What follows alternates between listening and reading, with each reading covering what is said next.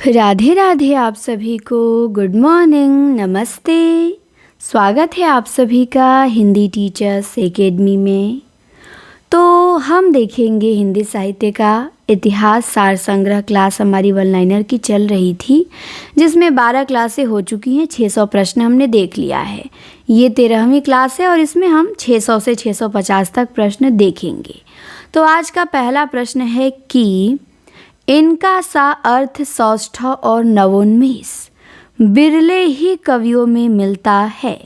रीतिकाल के कवियों में ये बड़े ही प्रगल्भ और प्रतिभा संपन्न कवि थे, इसमें संदेह नहीं। शुक्ल जी ने ये कथन किसके लिए कहा है? तो देव के लिए कहा है कि इनका सा अर्थ सौष्ठव और नवोन्मेष बिरले ही कवियों में मिलता है। किसके लिए कहते हैं? देव के लिए। अलंकार चंद्रोदय ये किसकी रचना है? तो ये रसिक सुमति की रचना है, अलंकार चंद्रोदय। इसके बाद है बनारसी दास जैन कहाँ के रहने वाले थे? तो ये रहने वाले थे जौनपुर के। तो ध्यान देंगे, बनारसी दास जैन जौनपुर के रहने वाले थे। इसके बाद एक पंक्ति है, सखी हो श्याम रंग रंगी। ये पंक्ति किसकी है? तो गदाधर भट्ट की है। सखी हो श्याम रंग रंगी किसकी? गदाधर भट्ट की। भक्तमाल की टीका किसने लिखा? तो भक्तमाल का टीका लिखा है प्रिया दास ने। ध्यान देंगे, भक्तमाल की टीका प्रिया दास ने लिखा है। मधुमालती जो मंझन ने लिखा है रचना, तो मधुमालती कहाँ की राजकुमारी थी? तो मधुमालती महारस नगर की राजकुमारी थी। पिछली क्लास में हमने देखा था चित्रावली रूपनगर की राजकुमारी थी, और इस क्लास में मधुमालती महारस नगर की राजकुमारी है। 7वां प्रश्न है, कुतुबन के गुरु कौन हैं? तो इनके गुरु हैं शेख बुरहान। तो ध्यान देंगे, कुतुबन के गुरु शेख बुरहान। इसके बाद एक पंक्ति है, सबहिन के हम सबे हमारे, अजीव जंतु मोहि लगे प्यारे।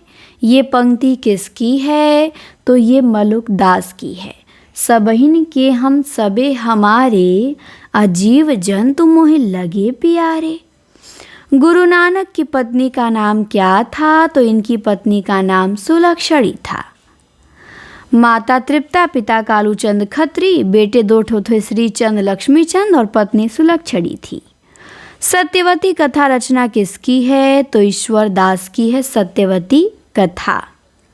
इसके बाद है शुक्ल जी का ये कथन किस कवि के लिए है कि उनकी विरह ताप की अतियुक्तियों में दूर की सूझ और नाजुक ख्याली बहुत कुछ फारसी की शैली की है।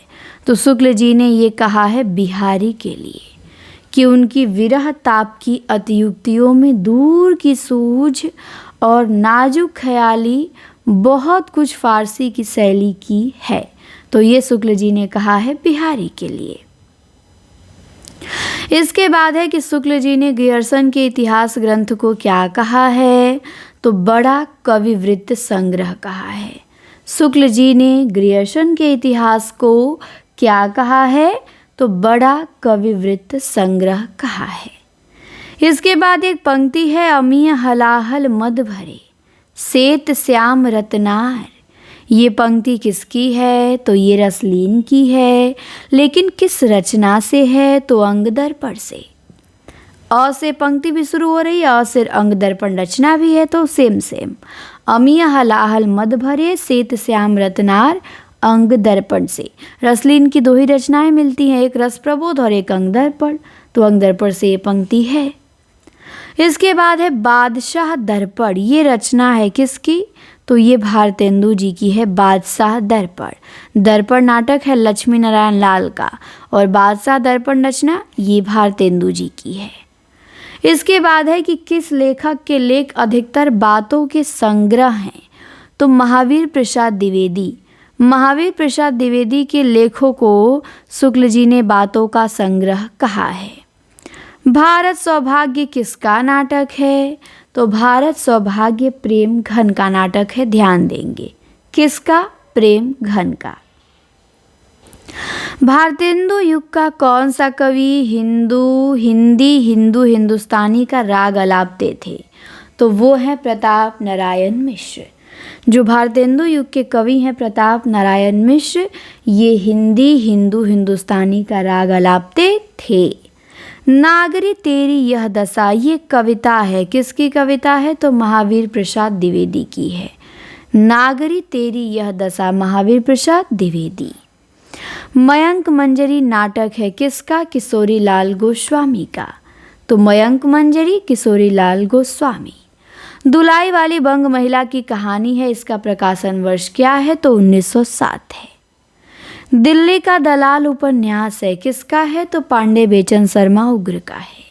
दिल्ली का दलाल उग्र का, दिल्ली का व्यभिचार ऋषभचरण जैन का, और दिल्ली का दलाल दिल्ली का कलंक दोनों उग्र का है, ध्यान देंगे। और दिल्ली कविता है दिनकर की, निराला की, दोनों की। इसके बाद है आज रात इससे परदेसी, चल कीजिए विश्राम यही। ये पंक्ति किसकी है? तो श्रीधर पाठक की है कि आज रात इससे परदेसी, चल कीजिए विश्राम यही। किसकी है? श्रीधर पाठक की।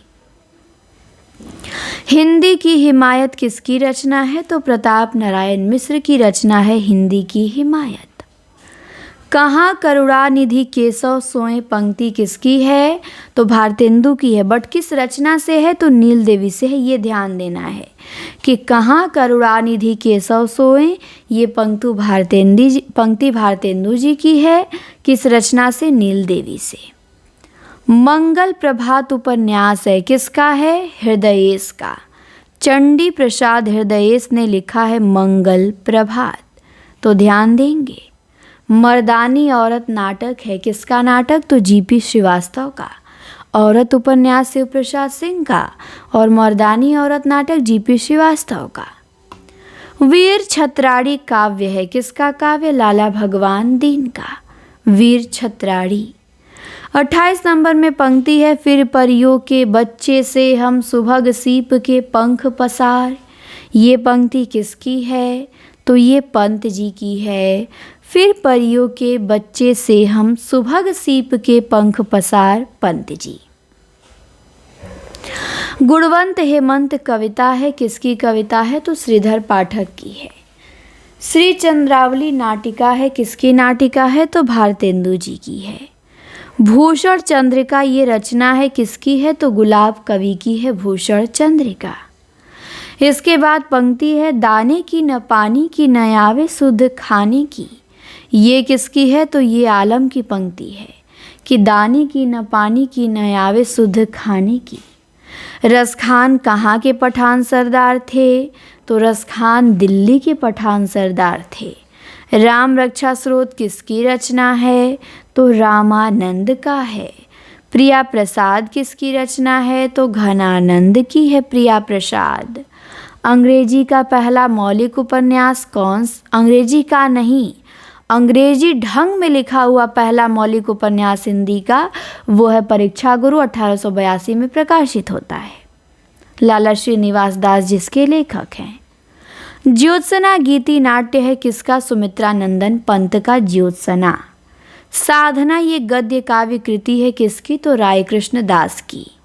पंक्ति है एक, सजनी रोता है मेरा गान, प्रिय तक नहीं पहुँच पाती है उसकी कोई तान।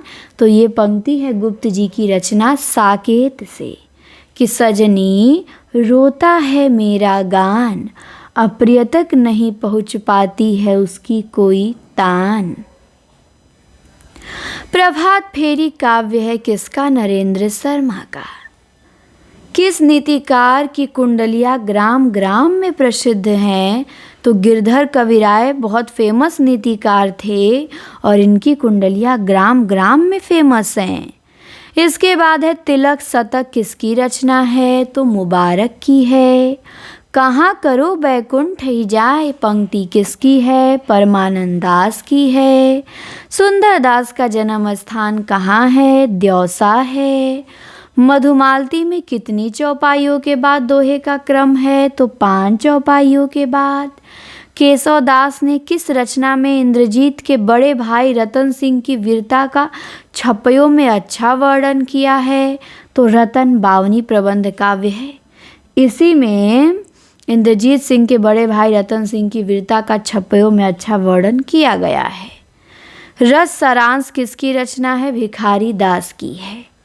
इसके बाद एक कथन है शुक्ल जी का कि प्रेम मार्ग का ऐसा प्रवीण और धीर पथिक तथा जवादानी का दावा रखने वाला ब्रज भाषा का दूसरा कवि नहीं हुआ।